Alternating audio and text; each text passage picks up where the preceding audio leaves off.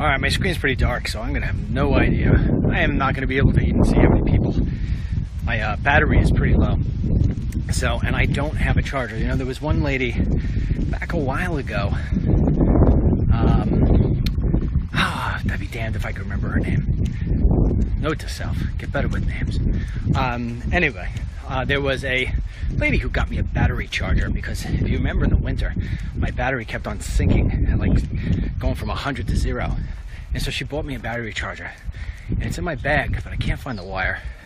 Who knows? But anyway, I'm only at like 58%. So I charged up a little bit and gonna go into a couple of topics here with you. Will not be going the usual hour. Probably just not only my battery, but I'm just gonna wind up going around the block and coming back the short route, if you will.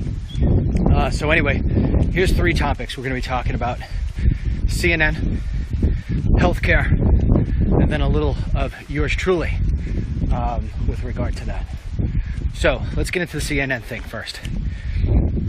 The thing about CNN, you know, I talk about the cable ratings all the time, and I think it's an important thing to monitor. Sometimes people say to me, well, why do you publish that stuff? It's an important thing because there is a balance between what matters more. Is it the ability to have high ratings, or is it the ability to get an ideology out? In fact, somebody recently asked me, I can't remember who it was, what do you think is more important, ratings or ideology? And I said ideology. And they said, really? I think it's ratings. I said, no. If it were ratings, they would not do what they do in terms of what they sell. Now, keep in mind something. I'm going to get back to that in a second.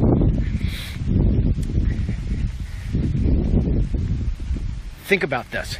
There was a video put out today. If you haven't seen it on DennisMichaelLynch.com, you should see it.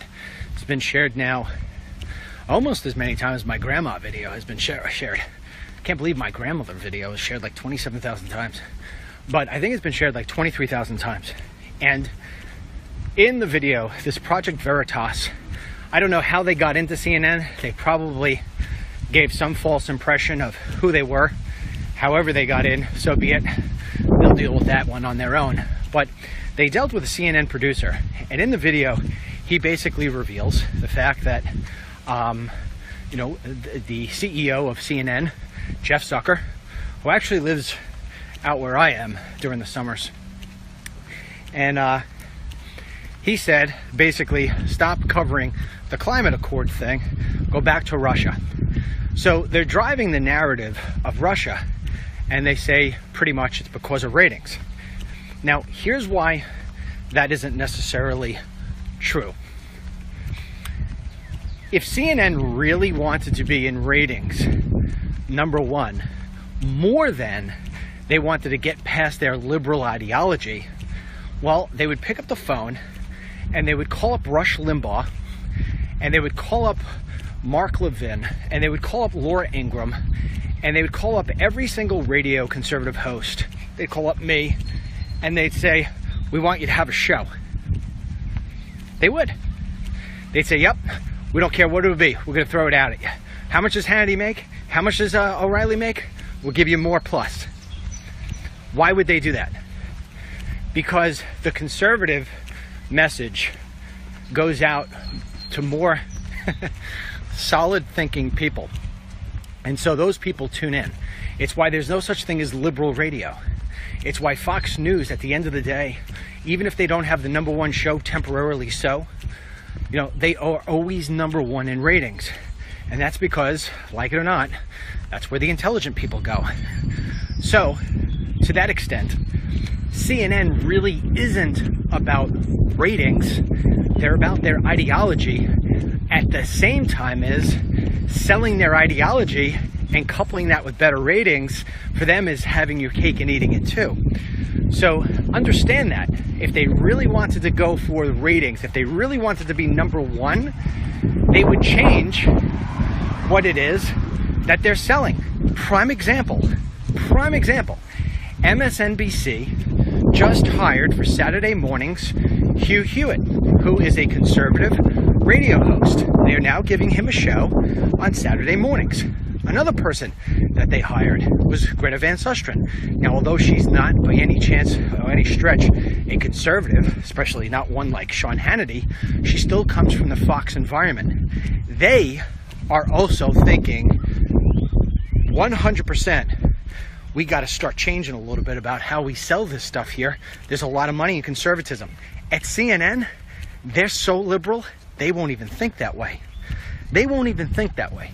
They won't even put strong pro-Trump people on panels. They've always got, and no disrespect for the people who are on those CNN panels, but they don't really usually hold their own. But they'll put a very weak Trump supporter in a panel of 7 liberals. So trust me when I tell you, it's about selling the ideology. So this whole undercover video, which basically reveals, as far as I'm concerned, what we already knew, you know, this whole thing about CNN and their fake news, if you will, to me, that's nothing new. We sort of knew this. Didn't we already know this? The big thing about it, which I think is interesting, and for those of you who have been with me for a very long time, you may remember me walking down this very block. I think it was either in November or early December. But I was November. That's when the election was. I was punching home to you. Here's something that you need to know about. The Russia narrative is going to be with us forever. Nobody's talking about right now, but trust me when I tell you, it is going to be what dictates everything, because that is what they're going to try to stain Trump with. It's BS. It will turn out to be BS, but trust me when I tell you, this thing is going to hover around.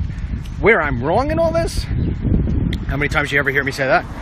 Where I'm wrong in all this was I thought it would hover around longer. But you know what? Here's the thing. When you chase a lie, you can only go so far with that lie, especially when you try to hit the gas pedal as hard as these people have been trying to hit the gas pedal on this Russia thing. And slowly but surely, what you're seeing is that it is just basically falling apart. And so for the president, I guess you couldn't ask for a better post-Father's Day's gift, because after this whole Russia narrative gets blown up, and after it is now that CNN is going to feel as if it needs to cover its tracks to a certain degree, and they will, you know, somebody on my team today put out an alert about the video and said, CNN is finished. I'm trying to, we'll get to this in a little bit, but I'm trying to delegate some of the other tasks within our organization, so this way I don't have to do everything. I've been told that that's the way it needs to be going forward by the ones who really love me. And so I said, you can't put titles out like CNN is finished. That may be the way you feel, that may be the way you interpret it, but at the end of the day, CNN is not finished. Just put out leaked video, show CNN programming biasly against Trump, or putting out fake news, anything of that. But so I'm trying to train for that. But anyway, if you're the president, I guess what happens is you've got this window. It's a very small window that everything will start to focus simply on what it is that you're able to accomplish from a policy standpoint. They will have to go back and start looking at that because they're going to have to rebuild their credibility. So hopefully the president and his communications team are willing to accept this opportunity and dive deep into it. In fact, if I was Sean Spicer and President Trump, I'd go back to holding press briefings every single day for the next 2 weeks. There was never a better opportunity to get your message out than these 2 weeks. Because trust me when I tell you, the last thing that these liberal outlets are going to do is play any games. But then, like everything else, the American people will forget about what happened here with the CNN stuff. It will go under the rug, and they'll pick right back up, and they'll get the next narrative, and they'll just keep on keeping on. And that's the way it will be. And remember, 2 weeks from now, when you see the next BS thing erupt, you'll say, huh, he called it. And yes, I did. That's the way it works. That's the sadness in it all. And so even though CNN, their ratings, you know, they're talking about how, in the video, they talk about how strong their ratings are. They're still number 3. They're so far behind MSNBC and Fox News. And the reason being is because they just care more about the ideology than they do the ratings. So I don't care what any Project Veritas or anybody else tells you. My formula tells you it's more about the ideology than the ratings. And all you have to do is look at the faces of the people at CNN when they react to anything. The Georgia win last week, or when they react to the president winning the election, anything. You just look at it. That's not about ratings. That's about ideology. And so, trust me when I tell you, it's all about that. It's not about the ratings. It's not about the ratings at all. If it were about the ratings, they'd have conservatives on that network, and they don't. So, now that we have that out of the way, let's go to the next topic, which is the health care bill. I know a lot of you have sent me messages saying that you don't understand what it is. Please, can you get some clarity? Then, of course, you had the travel ban thing. I have been, remember this lady? This house loves DML. Hey, Angela. Hope you're watching. Anyway, so a bunch of you sent me emails asking me to explain. And then you're like, DML, where have you been? I haven't seen you on the walk and talk. Okay, we'll get that to that in a second. But for the most part, the healthcare stuff, I have told you from the beginning that the healthcare bill that was in the House was a disaster. Because what it didn't do is it did not disable the fundamentals of Obamacare. It just didn't. What it tried to do is it tried to take this package of Obamacare and build things around it to disguise that in the middle, it's Obamacare. And it's not going to work. You can't do it. When the core of something is there, you can try to disguise all you want. You could put this into human nature if you want. If you're a hateful person inside, you can try to disguise it with a couple of niceties, but ultimately your hate's going to come out. You know? If you are a dishonest person and you try to cover that over, ultimately the dishonesty is going to come out. So in this same case, when they talk about repealing a bill, they're not repealing anything. What they're doing is they're building around it. They're trying to put band-aids on certain spots and build around it. Now, why they're doing that is a totally different subject. But when the House bill... Sorry, somebody tried calling me. I'll tell you, if I could do it over again, I would have never gotten a cell phone. I don't know why people call. I always call. I always get these phone calls. And then you pick up the phone and say, yes, hi, I have a short survey, and I was wondering, do you put your shoes on first, or do you put on your t-shirt first? I don't wear t-shirts. Yeah, I got a voicemail from 1-800-900-1300. There you go. Okay, if you want to call them. So, anyhow, go back to what I said. So after the House did their whole thing, and the Senate took the bill, they said basically, we're not going to pass this thing. And so now the Senate had come up with their whole bill, and now basically Mitch McConnell came out and said, we're not going to be voting on this before July 4th. Okay, I hate to say this, but once again, hold on, let me hit that button I always hit. Doot. For those of you who've been with me for a while, you know that I said that I was given July 1 until the alarm bell went off, because if certain things weren't done by July 1, I was going to start feeling pretty icky about it. And now I'm feeling pretty icky, because what happened today was Mitch McConnell said that they're not going to vote on this healthcare bill. Now, you may have heard other pundits and other people tell you about how this is a good bill, and it's not. It's not. It's the same thing the House did. They're trying to take around the fundamentals of Obamacare and trying to band-aid it and put up different stuff. And at the end of the day, you still got Obamacare at the bottom. It's not a repeal. It's a build-around. And so you've got good senators who are saying, I'm not going to vote for this thing. There's no way I'm going to vote for this thing. I have been fighting against Obamacare for years, and I am not going to vote for this for the sake of giving somebody a win. I'm not going to do that to my constituents.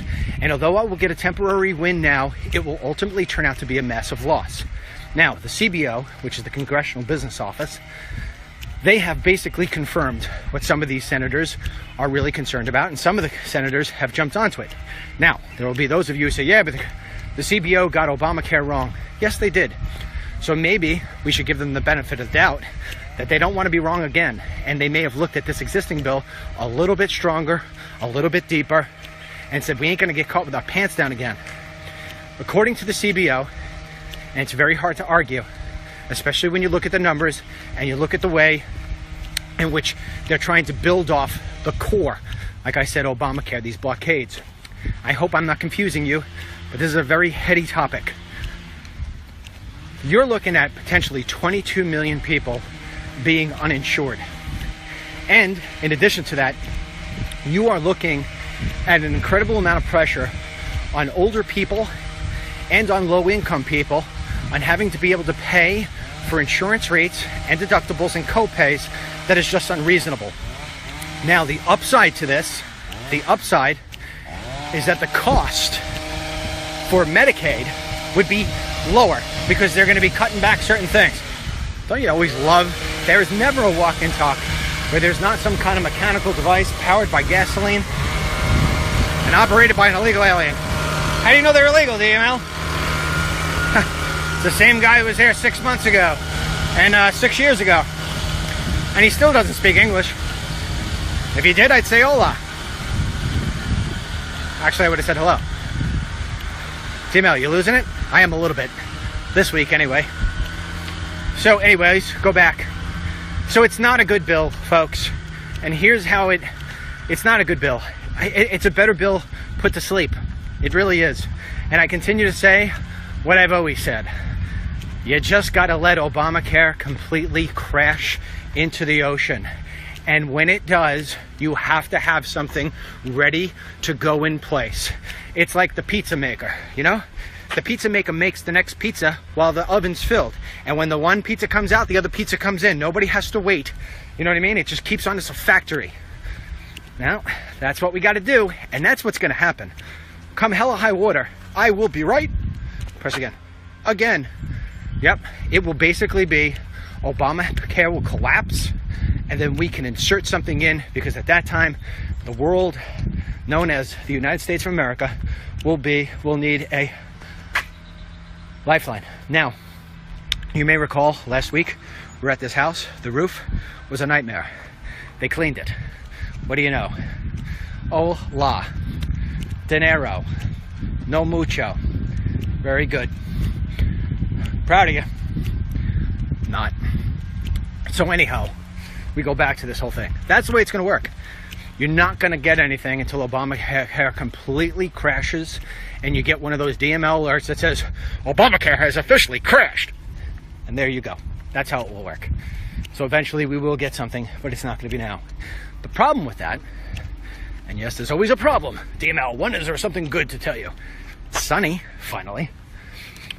The problem with this is that when the healthcare bill continues to get kicked down the road, along with it is tax reform. Yep. And sooner or later, these beautiful leaves will all drop and the snow will start to fall. And when the snow falls, we'll start talking about the 2018 elections and how this one's going to run for Congress and that one's going to run for Congress and this one is vulnerable and that one's not vulnerable. And who's the president going to support on this one? And who do you support DML on this one? And we'll start talking more about that and less about stuff getting through. And we will be standing there with our pants around our ankles saying, boy, do I feel naked. Yeah, because you got no legislation to hold over your private parts. And that's why. Yeah. And so this is where it is. DML, you know, maybe I didn't miss the walk and talks because it's all gloom and doom. It's not gloom and doom. DML doesn't do this to you. I don't do this to you. I just report back to you what's happening. I do it in a way, and remember I said this.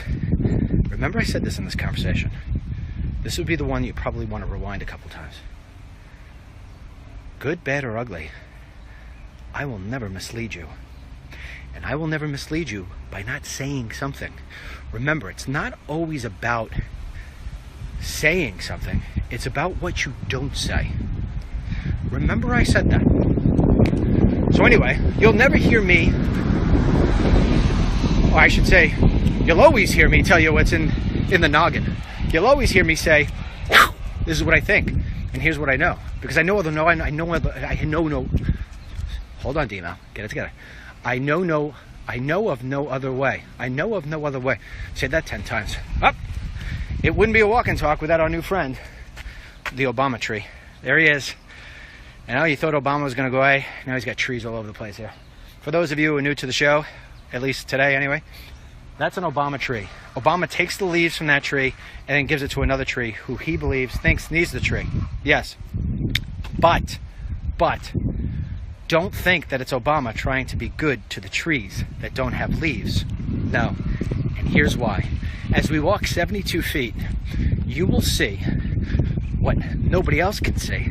Because unlike the Obama tree, oh, I can't do that. Sorry. Bear with me. One more time. Unlike the Obama tree, which is out in broad daylight, you could plainly see it. In fact, if you wanted to go touch the Obama tree, you can touch it. In fact, if you wanted to buy it, you can call Rose. But if you walk 72 feet, what is supposed to be hidden in the hedges so nobody can see is Michelle Obama's tree. Oh, yes. Yes. See, what they do is they disguise you. They give you this whole, look at Obama's tree. What he did, he pulled the leaves off for everybody and gave it to the other trees. No. Then you come over here and you see that they stripped the leaves off another tree. But this time, they're actually building the house. Can you see that? Yeah, can you see that? I don't know if you can. There you go. Michelle's tree, no leaves, but with a new house going up on it. Built by illegal aliens. DML, I can't get this stuff on Hannity. I know. You won't be able to get this stuff anywhere else. No, you won't. DML, you're so full of yourself. If you don't like it, leave. Like a tree. Yeah. Anyhow, all right, so the healthcare bill. DML, wrap it up, baby. All right, I'll wrap it up for you right now in a bow. Healthcare bill is going to get kicked over past the 4th of July. Then you're going to get busy. Oh, yeah, fireworks are going to go off. You're going to be like, I love 4th of July. And then it's going to get hot. You're going to want to go to the beach. Or your air conditioners are going to break, and you're going to be focused on getting a new air conditioner. You're going to be like, damn, it's so hot in here. Yeah, and then you're not going to really worry about the healthcare bill anymore. Oh, no. And then the summer's going to go, and then August is going to come, and then all the Congress people are going to go home for the month. And then it's September, and you're going to look up and say, whatever happened with that healthcare bill? Mm-hmm. Oh, yeah. Oh, yeah. Oh, yeah. Mark it down now. For those of you who have been... Hold on, let me hit the button. Boop. For those of you who have been with me for a while, you know that I'm often right on these things. Sorry. Sorry for delivering you what you don't want to hear. I wish I could tell you something nice. I mean, I could tell you this. Not everything where I live is beautiful. See those branches? Somebody just left them there. Why didn't they pick them up? I don't know, DML. DML, you talking to yourself again? Yes? DML, do you have mental health coverage? I don't know. Anyway, so, speaking of health, DML News Alert. About to come to you. DML News Alert. Huh. Let me tell you a story. Actually, a few stories. For those of you who strictly come in for the news, for gloom and doom, you may want to leave now. Now it's story time. Oh, when was it, Mary? Oh, my mother's watching. She would know the date. She'd be like, it was this day. Oh, by the way, before I get into this whole health story / other story, I have to fix a false news report that I put out. Damn, Al, I never thought I'd hear you say it. Yeah, I put out some fake news. I didn't know it was fake, but it turned out to be fake. And the person who told me was my mother. I apologize in advance for making this misleading comment. So the other day, I took my 2 kids over to see my great-grandmother and, well, their great-grandmother, who was my grandmother, and my mother, who was their grandmother. A lot of mothers. And my mother said, your father told a full story. And I was like, it was like a Hitchcock film. What is she talking about? Bad for the brand. She says, your father never had bells on his sneakers. I was like, what are you talking about? I did too. And she said, no. Your father, meaning me, also known as DML / Dennis / my grandmother calls me Denny, was a very good boy. I knew something was good out of this story. I was a good boy. I was a good boy, yeah. Had my hair parted like this, smiled to the camera. He was a good boy. It was his brother who had the bells. He was the one we thought we were going to lose. So the fake news was I really never wore bells on my sneakers. My brother did. But the noise was so loud that I thought it was my shoes. Yeah, but I'll tell you what. I know this isn't fake news, Mama. When we used to go to the beach, my mother used to dress us both in like matching bathing suits, little Speedos that were colored like in stupid colors. Simply so this way she could pick us out of the crowd at Jones Beach so nobody would steal us. Huh! Mom, why would anybody want to steal a kid with bells on his sneakers? Note to Ma. Anyway, she's a good Ma, trying to make sure we didn't get stolen. Nobody stole us. We're one piece. At least I think. Sometimes I don't even know if I'm myself anymore. But anyhow, so that was the fake story revelation. But anyway, so going back to the story, I started this computer company. And, you know, prior to that, I was a pretty sleek guy. Probably 30 waist, rippled, cut. Right, Mom? Just at my mother's house the other day. Just got all my young pictures all over the place. One sitting there with just my jeans, no shirt on. My daughter's like, Daddy. I was like, I know, look at my hair though. It's like pumped like this. Big, huge 80s do. But I said goodbye to that waist. And I wound up just eating tons of crap and working myself to the bone, building a business that ultimately had hundreds of people. And so one day, I was sitting there and I was like, wow, man, I just don't feel right. And so I felt like actually I was going to die. So this is no joke. So I drove up 135. For those of you who don't live on Long Island, that is the Seafood Oyster Bay Expressway. And there was a hospital. I don't know what it was called. I think it might have been called Mid-Island. It's not there anymore. And when I got to Mid-Island, I literally went to the McDonald's before I went into the hospital. How crazy is that? And I wound up having like 3 cheeseburgers and fries because something told me I was going to be in this hospital for a while. So I go into the hospital and I'm like, and I'm only in my 20s at the time. And I'm like, yeah, I'm having chest pain. It was like, code red, see, code red now. I was like, what the hell's going on? They're taking out razors. Boom, boom, boom, boom, boom, boom. Well, before you know it, I'm like on a gurney. I'm like, what the fuck? And I'm like, what are you doing? And they're like, chest pains. I'm like, wait a second.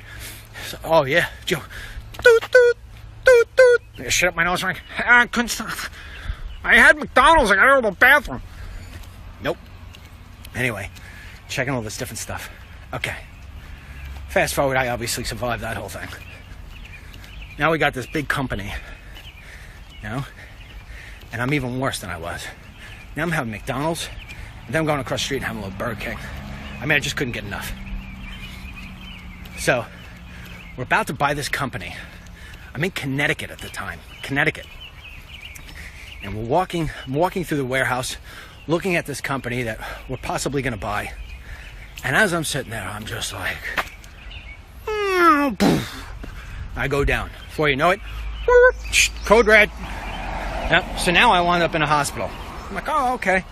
You know, doctor comes in, says to me, if you don't stop what you're doing, you're gonna end up killing yourself, kid.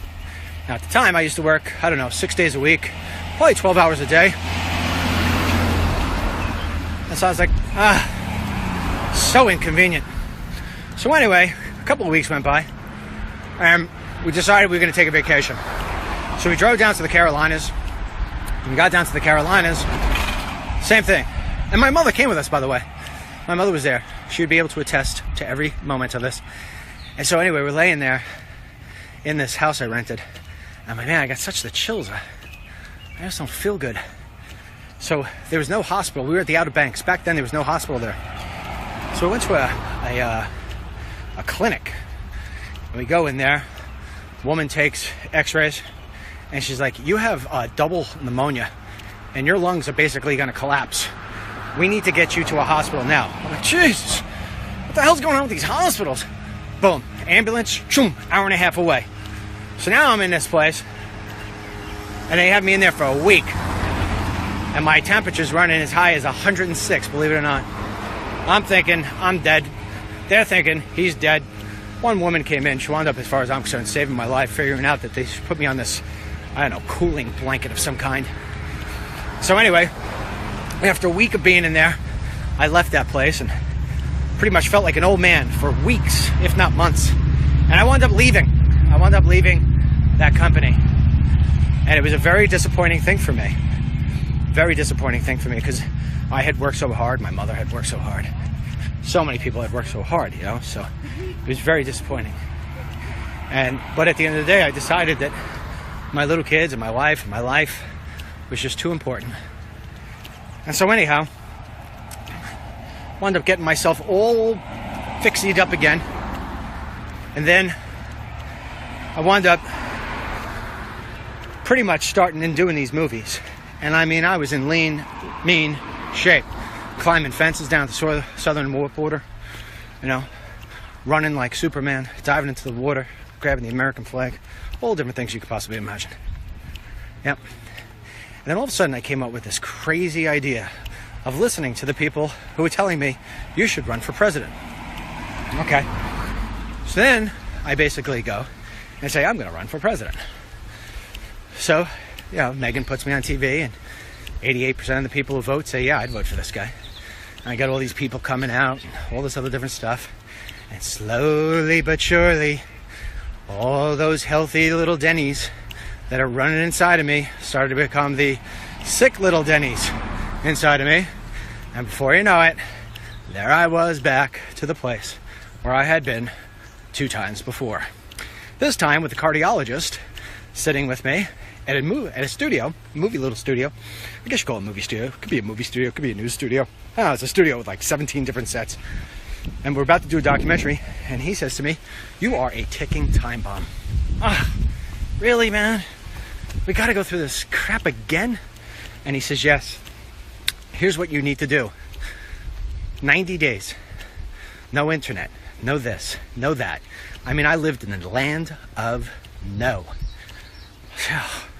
He's like, if you don't, you're going to wind up having a heart attack, you're going to die. And he wasn't kidding. And he's like, just look at yourself. And I did. We were standing there. We were in the green room outside the studio. And I looked at myself. And I'm like, wow, I don't even look like me anymore. I can't even talk straight. I can't think. I can't sleep. I can't do any of this stuff. My kids are too young. I'm too young. What the hell am I doing here? You know? Not to mention the fact I'm too freaking honest. So oh my God, it's like 5 million degrees in here. You know you're sweating, I know. So anyway, little AC while we're sitting here.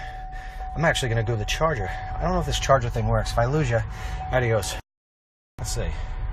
This accessory may not work. And then again, it may be. All right, but it's charging, wonderful. T-Mel, this is a long story. Well, I'm telling you my life. So anyway, so I took those 90 days. I actually lost my Twitter account. Any of you have ever wondered why my Twitter numbers are much lower than my Facebook numbers? It's because I lost a little bee in here. What the hell is this thing? Hold on one second. Get out. All right. I wound up. It says I lose my battery. How do I lose my battery? I'm charged in. Am I not charging? I think I'm charging. I may lose you. It says my losing battery, but I plugged in. Anyway. No. It's not charging. Hold on. Let me see. I go this way? I don't know. I'm all confused here. It's playing the music on my iPod. Sledgehammer by, what the hell's his name? I don't know. Album's name, So. Anyway, so Peter Gabriel, yeah. So, I took the time, the 90 days. I lost my Twitter account because unlike Facebook where you could turn yourself off for 90 days and come back, in Twitter, if you turn off, they take away your account. So I lost all the people. But I came back leaner, meaner than I had ever been in my life. In fact, the most healthiest I've ever been in my life. Okay. So then, after that, fast forward a year later, between having a television show where I used to have to travel into New York City for a total of 5 hours a day, 2.5 there, 2.5 back, sometimes 3 there, sometimes 3 back. and that was 5 days a week, 4 days a week sometimes, because they would let me do double sessions on Thursday. But anyway, so I was doing that for a while, and slowly but surely, you know, the DennisMichaelLynch.com website started to become really popular. So now I'm doing two things. I'm doing a website with only myself and one helper named Anita, and my wife, of course. And slowly but surely, then my son, then my daughter, and then a couple other people we start pulling on. Before you know it, I've got this fledgling website, and I've got a TV show, and then I finally give up on the television show because of talk about fake news. Couldn't agree with the network anymore. Let's just say it that way. So long story short, I start this thing, and we just figured this out the other day. I have been basically working 7 days a week from pretty much 6 a.m. to 12 midnight for more than a year. Yeah. With the exception of taking 2 vacations along that time, of which I worked on those vacations, by the way, you know, at least in the mornings anyhow. In fact, we went away, I can't remember what island we went down to, but I was on the phone for hours with the guy who runs part of our website. And he's like, I thought you were on vacation. I'm like, yeah. He's like, why don't you just go with the phone? I'm like, ah. So anyway, 7 days a week. And now if you think I'm exaggerating on the 6 a.m. to 12 p.m., you are not anywhere near knowing anything about what I do, how we do it, how much work it takes, and you don't really know a lot about me because I wouldn't exaggerate something like that. That is what it is. And it gets to the point of where I don't even get to see my kids' games. My son came in the other day and said to me on a Sunday, beautiful day, Dad, let's go out on the boat. And I actually yelled at him to leave me alone. I was busy on the website. Yeah. And then 20 minutes later, I thought about it. I'm like, what the hell am I doing? Father's Day. Yeah, Father's Day. I was working. Every single day you could possibly imagine. Christmas, I was working. And so it's a non-stop thing because I've got the app and I've got the shows and I've got the website and the Facebook and the Twitter and you try to make everybody happy. We like the videos. We don't like the videos. We love the videos. We don't like the videos. Trump is great. Trump sucks. I love tweets. I hate tweets. DML, what's the healthcare? Hey, DML, what's not that? And I just never know how to say no. Just don't. And not complaining about it. That's just who I am. And so that's pretty much it. And unfortunately, in some areas, and I mean no disrespect, especially to my own kids, but I've surrounded myself with the youngsters who have very limited experience. And banking, sometimes I forget how young these people are, you know? And so, and that's not necessarily a slam. Sometimes young people, and I used to be there, right, Mom? Young people think that they can take on the world and accomplish anything. And there's a great thing about that. There is a level of, it's like dreams meet determination meet Superman. And you don't ever discourage people like that. You never say to somebody you can't. You always say to somebody you can. At the same time as sometimes that becomes a little bit problematic because you realize when you get older that things don't always pan out exactly the way that you dreamed and envisioned them. So you take paths that are slower, or you get off paths because you realize that it's nothing other than just a dead end, or you realize that you're just going to wind up being unhealthy for it, whatever it may be. So that is the situation that I have found myself in. And along that way, of all those 4 stories I had told you before about the times of when, you know, it just hit into a brick wall, there has been no time bigger than this one. No big, and I'll give you an example. If I try to get out of a chair, I literally look like I'm 80 years old. Yeah. There are times when we're at work that I get out of the chair, and because my kids are now in the room, and they aren't kids, they're adults, they're grown adults. You know, they're old enough to go to war. They're old enough to drink in bars. I mean, my kids are not kids, they're young adults. My young adult children, I try to hide from them that I can't get up or that something hurts because I don't want them to be concerned. At the same time is probably the greatest thing that has happened to me in the last month and a half is the fact that my children have come to work with me, because their mother has been telling me now for quite some time, you're just going to burn yourself out. You're just going to burn yourself out. You're going to get yourself sick. We've been here before. You're not listening to your body. Look at you. Now, I've gone to the point of, this is how sad it is. And this is where you know you could always trust your buddy DML, because I tell you shit that other... Oh, damn it. Sorry. I tell you stuff that nobody else would ever be brave enough. When you watch the walk and talk when I do it in the kitchen, even if I have a sports jacket on, what you don't see is that I'm wearing a pair of sweatpants underneath. Yeah, I got a pair of sweatpants. Or I'll have a pair of shorts on. So I'll have a shirt, even if I don't have the sports jacket on, if I have a nice shirt on, I have either sweatpants on or I have on humongous stretchy shorts, because I have become so enormous. I stepped on the scale. I'm 200, and I may not look it to you, I'm 243 pounds. I should be 193. That's how bad I am. I am now wearing clothes. I used to have a camera guy who used to work for me. His name was Rory. Rory's a big guy.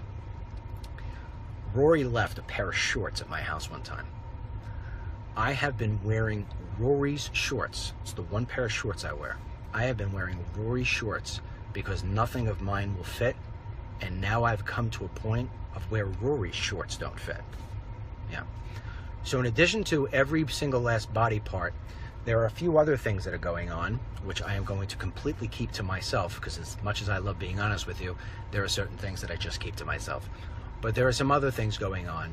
And at the same time that these things are going on, that I have been trying to hide them from my family, unbeknownst to me, and if you're watching, son, my son and daughter, who have been in the office with me now for a month, took a walk the other day and said, we have to have an intervention with Dad. And because my oldest son is very concerned that I'm going to fall flat on my face and that I'm not going to be able to, there's a cop coming. Who's the crazy guy in the car talking to himself? Maybe he's watching the walk and talk. Let's see. Hello, Mr. Policeman. Yep. So anyway, very, very concerned. Well, it turns out to be that as he is having that, I'm having a conversation with my wife and telling her, I think I've finally come to the point of where I agree with you, and here's what's happening to me. And my wife's like, okay, enough's enough. And so basically my family has put the proverbial gun to my head and just said, enough. So I said, well, enough isn't going to work, because I'm never going to give up what I do. I love what I do. Too many people rely on what I do, and we've built an incredible thing here. And they said, we're not asking you to give up anything. We're asking you to please not give up your life. So I said, okay, fine. And so what we're going to do here is we're just going to slow things down a little. I still have fantastic writers, independent writers from across the country who write for us all the time. My son is an absolute champion. My daughter is an absolute champion. They have really woke me up to a lot of things, and I mean a lot of things, more than just my health. You know, sometimes when you're operating and you're so engulfed, you don't see things around you, and you don't hear things clearly, and you overlook things. So this is why, you know, sometimes with President Trump, you know, that's why you always heard me say it was very important to have Ivanka and Jared in the White House. Even though I don't agree with their politics, it's very good to have your loved ones around you, because when they're not around you, sometimes you could get lost in all the stuff that's going on. But your family will never allow you, good family will never allow you to fall on your back. They'll always have you. They look at things, they hear things differently, they smell things differently. Even my mother, I've been with my mother, you know, going over to my mother's house the last couple of weeks because she lives close to where our estate is.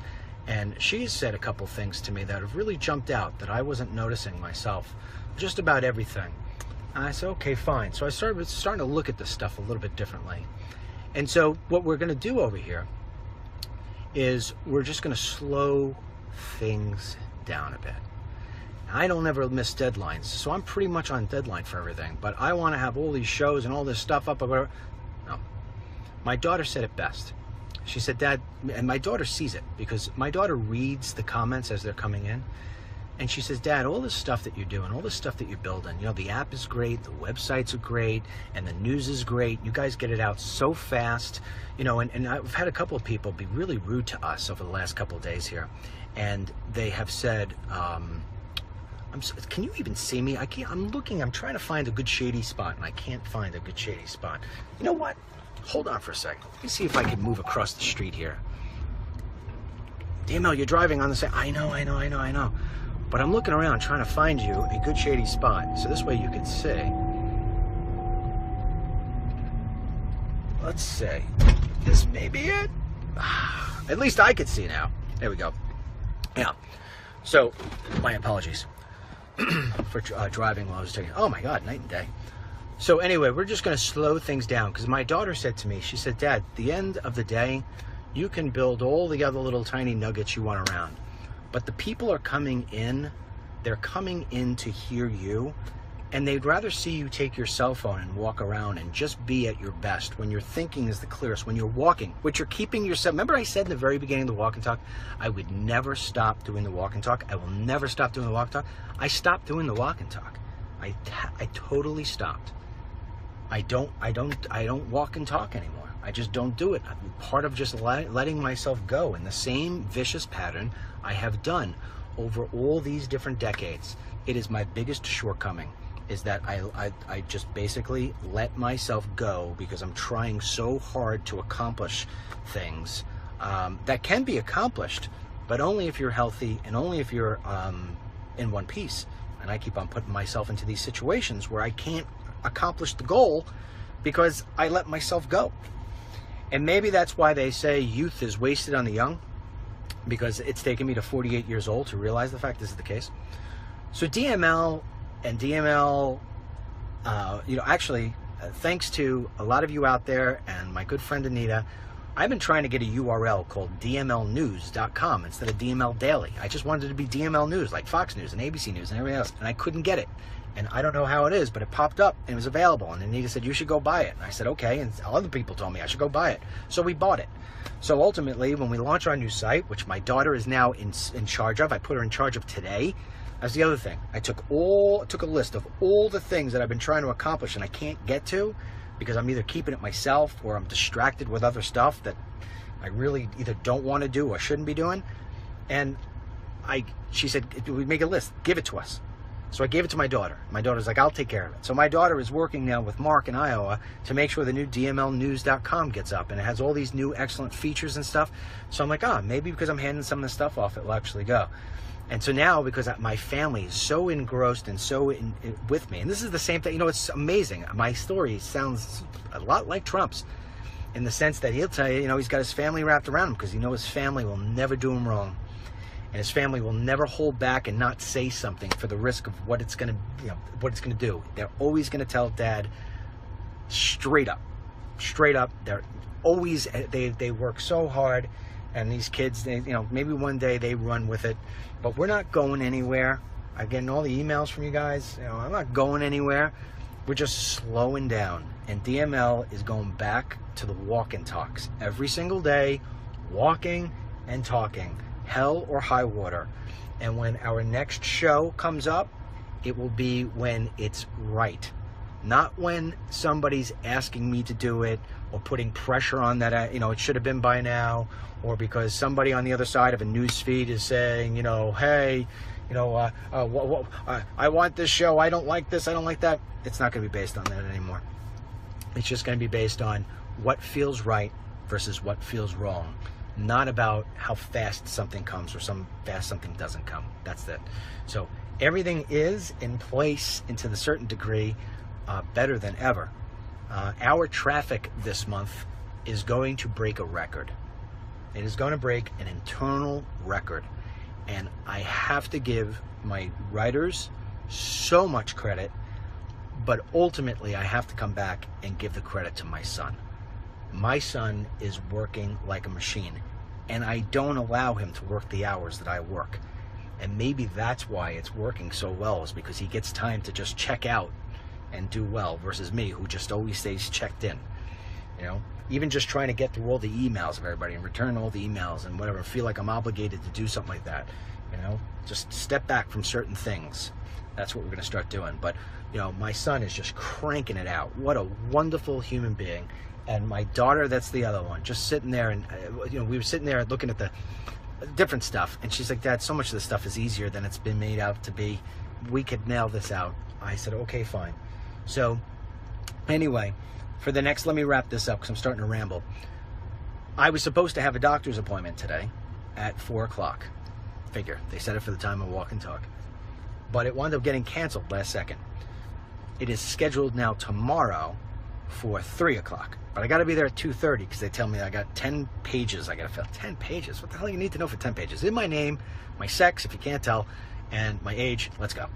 So I've got 10 pages to fill out, and then I got my appointment. So I am not going to be able to do a walk and talk tomorrow. Unless, of course, it gets canceled again, and they push it off to the next day. But they cancel it. If it gets canceled again, I'm going to barge in.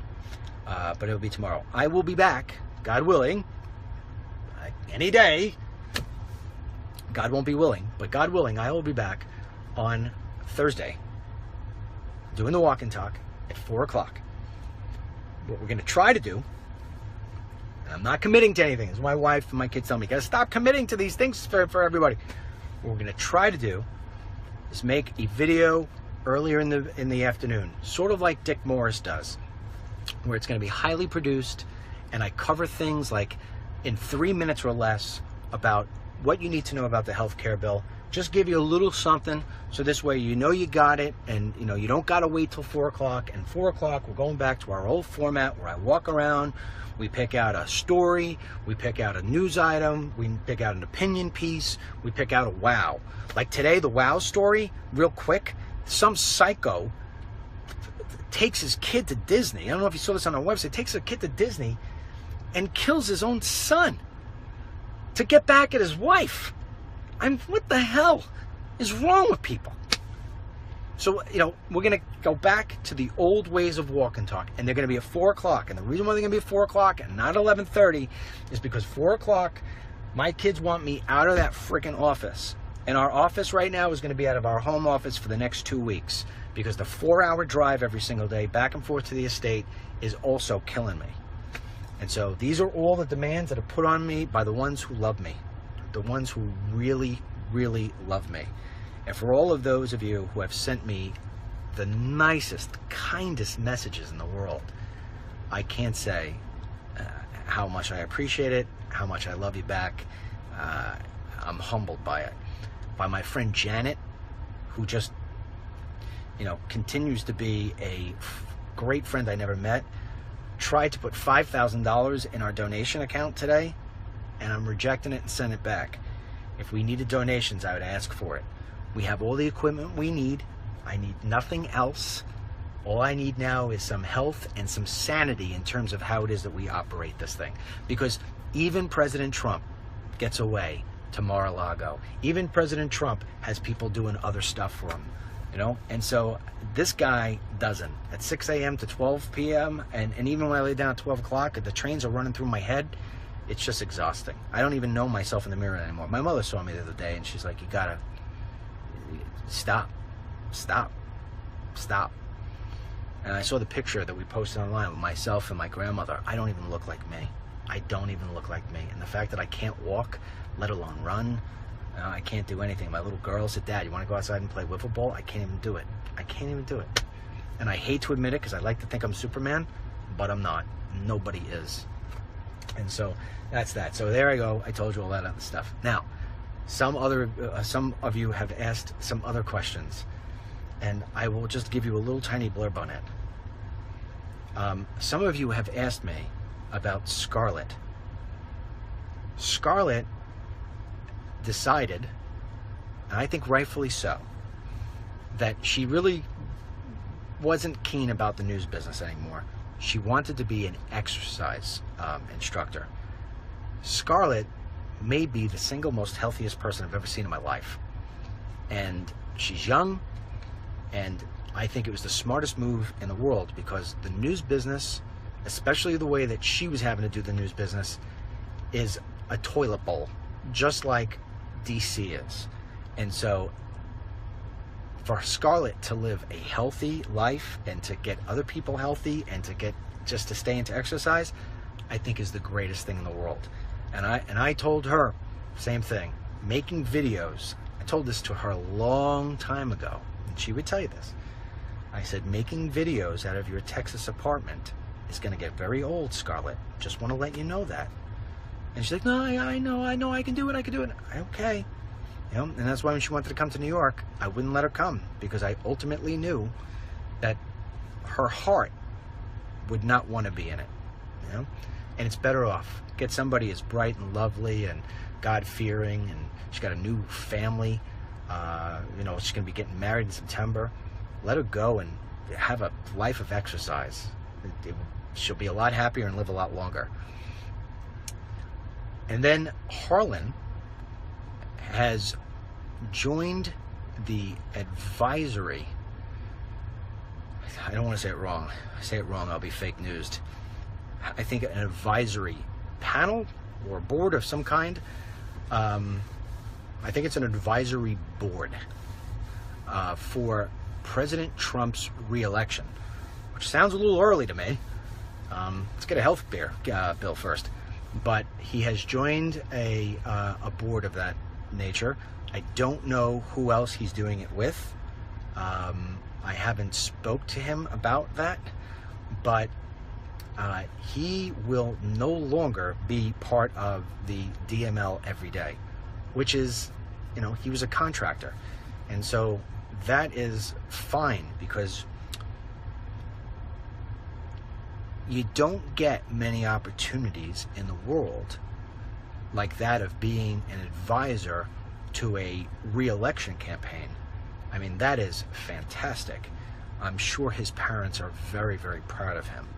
So he is going to do that. What that entails, I have no idea. I've been really more focused on me right now, to be quite honest, and some of the stuff I got going on, which is, you know, not the best in the world. And I mean, I don't mean with business. I mean with business has never been better. I mean with myself, healthy wise. So I haven't been able to really get the lowdown on that. And I was supposed to see him today, but they canceled that doctor appointment on me. But aside from that, you know, he is a 26-year-old young man who is smart and will, I would imagine, be able to offer some heady information. I hope that he feels as if he's learned a great deal in the past 6 months. Whether Trump gets elected because of him or not, who knows? But either way, if he does, Harlan, take credit. If he doesn't, blame somebody else. Anyway, so that's that. So anyway, I think it's sort of better off, because the walk and talks were really always my gig, and I gotta just get back to them, and then slowly but surely find the next guy or the next gal who can really do a walk and talk of something, or something that is highly unique. My wife showed me something the other day, and I'm gonna hang up after this. My wife showed me something the other day. I have such a great wife. Great children. I seriously am the luckiest man in the world. They watch out for me. I can't tell you how much they watch out for me, especially those two kids. Those kids, we sat at the estate one night at the pool. Something wound up happening. And it happened during the day. What happened wasn't important. But something happened, and the kids took me outside to the pool. And I never got better wisdom from a 22 and a 20-year-old than I did from that right there. And they just sort of laid it out. And I'm like, wow, did we do some good job on raising these kids? Because you always think that you're older and you can tell down on something. And they turn around and they spit something out to me. And I said, wow, how did I miss that? And I said, yeah, all right. And it's just so amazing. It's so amazing. But my wife was showing me something the other day, and she showed me this guy who goes around and does almost like a walk and talk, only he doesn't do it every day. He does it every couple of days. And he gets like 19 million views. And I'm like, 19 million views? I watch this guy, and he's funny, and he's informative, and he takes people to new places, and it's always something new. And my wife said to me, that's the way you were when you first did your walk and talks. That's the way you were. And my daughter, and they all like, it's not like it anymore, Dad. It's not like it anymore. And then my wife said something that was really has stuck with me. There's two statements, three, I'll just go two. Two statements that have been said to me over the past, let's say, week that have really, really sunk in. Number one, I don't remember who it was, what network, but they said, we have so many people who are sitting behind microphones and reporting the news, but we have so few people who are really just delivering the news in ways that people want it to be delivered. And I was like, yeah, that's sort of what we started doing. I think that's what people liked. And then the second thing somebody said to me was, well, I didn't tell a lie, but I just didn't really say how I felt. And I said, all right. And then I wondered, how do you do that? I know I can't do that. I don't have that ability. I don't have that ability to hold something back that I feel like needs to be conveyed, you know? And then I said to myself, I wonder if that's what's being done to me, you know? Am I not being given the full story? Am I only being told what I want to hear for the sake of whatever? And so those two things have just been pounding through my head. And so tomorrow, after my doctor's appointment, you know, and I'll probably have I know I'm going to have a follow-up. I have to have a procedure. When that's all done, you know, I will really be a smarter person than I already am. You know, that's the great thing about life is you continue to grow. You know, you continue to grow, you continue to learn. Nobody knows everything. That's the beautiful, beautiful thing. And I'll close on this. I used to say this all the time on the walk and talk. I don't think I've been saying it. I just forget to say it. And because on walk and talk, I always get my brains always going. Let me end on this. This is really for the people who send me nasty stuff. One woman just sent me an email before I went out and did this walk and talk. And she said, I don't know how you do it. She wrote that. I don't know how it is that you take all of these negative, ugly things that people either send you an email or put on the comments. I don't read the comments on the Facebook anymore. I just didn't run out. I ran out of time. Or, you know, in these private chat rooms and whatever it may be. It's the negative things, the hateful things that people say. She's like, I don't know how you do it. I would erupt. Periodically, I'll ban a few people if they're very disrespectful.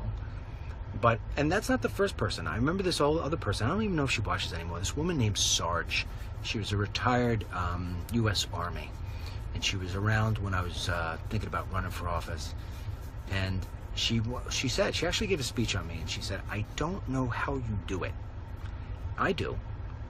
And this is why I always try to say is what I'm talking about with Trump, about, you know, don't let the narrative control the narrative. I'm not going to let somebody else control the narrative. You know, you don't do that. You don't let these people, these haters and naysayers get into your life. And I'm no matter what it is, it could be news or whatever. You take those things and you let the grain of salt in this ear and out that ear. You know? And that's it. You just don't let it bother you. You don't let it bother you. What? You're lost. No, I'm not lost. Thank you. I appreciate it. This is a private road. I know I live here. Okay, good. All right? Yeah, good. Just trying to keep things secure. Are you? Yeah. Okay. Good. Which house are you? Why don't you keep moving? Good idea. See what I'm saying? Now, I said that politely. Why don't you just keep moving? Right? Yeah, I said it politely. Anyway, There's always somebody in the bunch. Always somebody in the bunch. You know, it's just trying to keep it secure. Yeah, because there's so much going on right now. Crazy. Yeah, I told you. I said to you, what did I tell you? I said, this summer will be nuts. You see the nuts coming out. These are Alec Baldwin's, man. These are Alec Baldwin's buddies. Just trying to keep things secure. How can I help you? Yeah, until I turn around and said to him, why don't you keep moving? Okay. Yeah, because that's what it is. See, that's what I'm talking to you about. These people, they try to ramrod you. They try to roll over you. They try to say stuff to intimidate you, scare you. You ain't gonna get this goddamn DML. And your little tiny notes to me about whatever. Oh, you're a fraud. You're this, you're that. Later. Get out of my life. Yeah. Oh, this weekend. Part of the, my son turns around to me and says, Dad, can we go on the boat? I was telling you this before. Yeah. Dad, can we go on the boat? I'm like, no, doing the website. I can't do the boat now. Go with your mother, take them out. You take the boat out. I'm thinking to myself, why did I just answer her like that? It's a nice day. Freaking Sunday. You know what? The hell with the site. I just leave the site.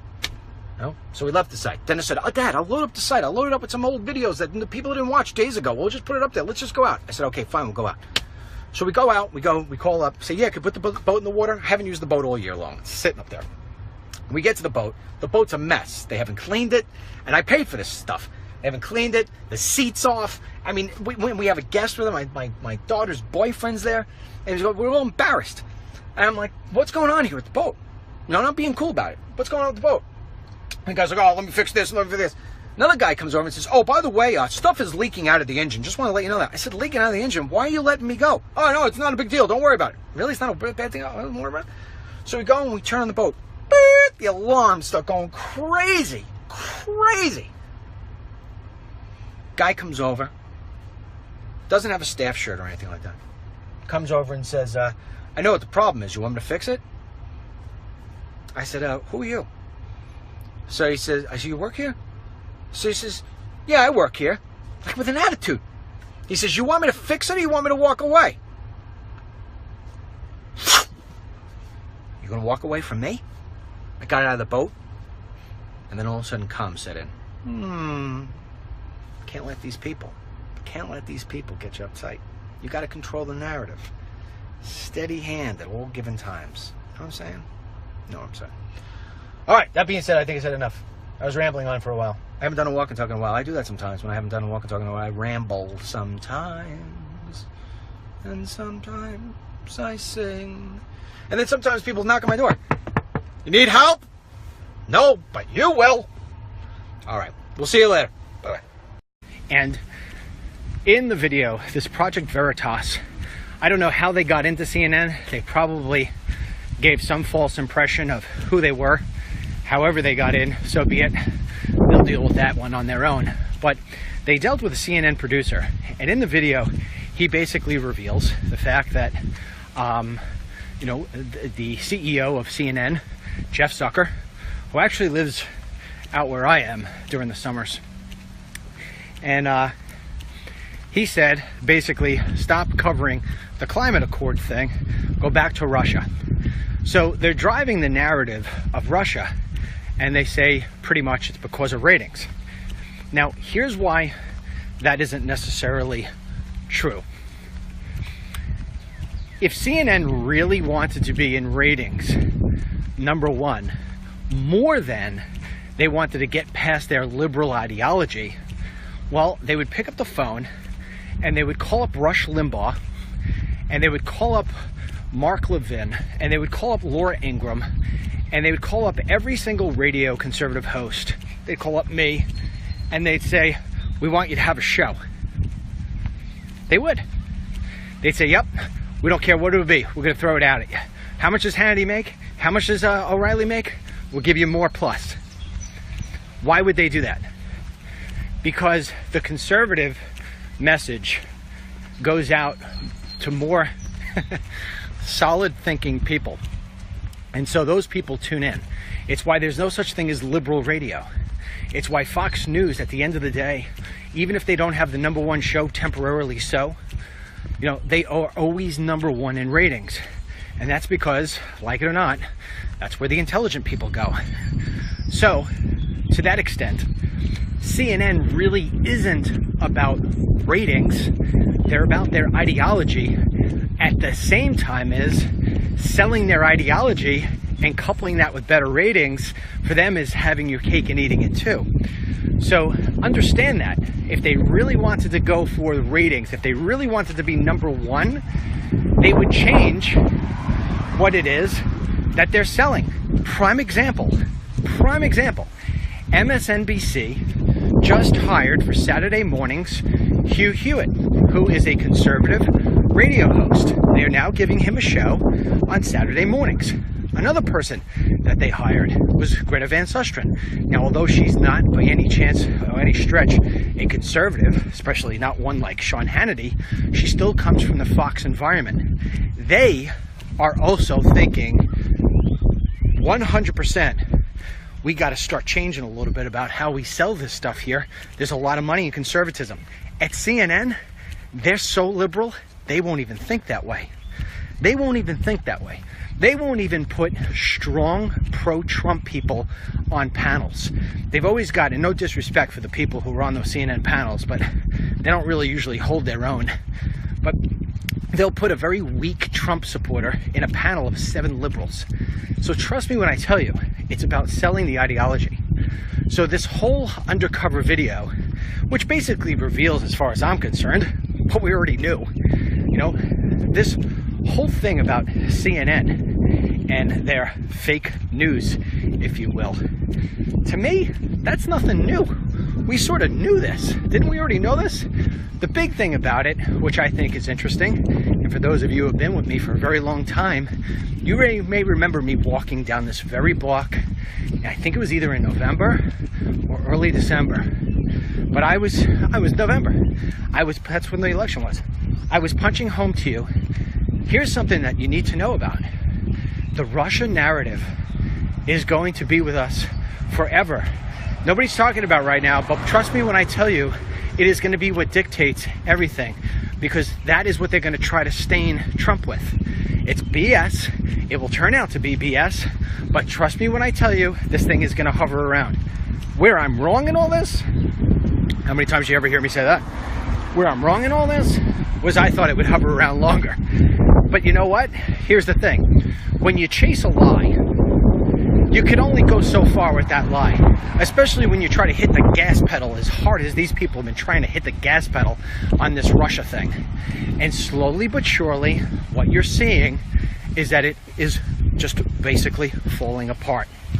And so for the president, I guess you couldn't ask for a better post-Father's Day's gift, because after this whole Russia narrative gets blown up, and after it is now that CNN is going to feel it,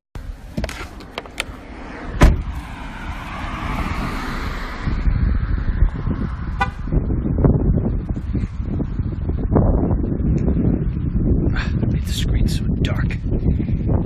Oh no. Alright, my screen's pretty dark, so I'm going to have no idea. I am not going to be able to even see how many people. My battery is pretty low. So, and I don't have a charger. You know, there was one lady back a while ago. That'd be damned if I could remember her name. Note to self, get better with names. Anyway, there was a lady who got me a battery charger, because if you remember in the winter, my battery kept on sinking, and like going from 100 to 0. And so she bought me a battery charger, and it's in my bag, but I can't find the wire. Who knows? But anyway, I'm only at like 58%, so I charged up a little bit, and gonna go into a couple of topics here with you. Will not be going the usual hour. Probably just not only my battery, but I'm just gonna wind up going around the block and coming back the short route, if you will. So anyway, here's 3 topics we're gonna be talking about: CNN, healthcare, and then a little of yours truly with regard to that. So let's get into the CNN thing first. The thing about CNN, you know, I talk about the cable ratings all the time, and I think it's an important thing to monitor. Sometimes people say to me, well, why do you publish that stuff? It's an important thing, because there is a balance between what matters more. Is it the ability to have high ratings, or is it the ability to get an ideology out? In fact, somebody recently asked me, I can't remember who it was, what do you think is more important, ratings or ideology? And I said ideology. And they said, really? I think it's ratings. I said, no. If it were ratings, they would not do what they do in terms of what they sell. Now, keep in mind something. I'm going to get back to that in a second.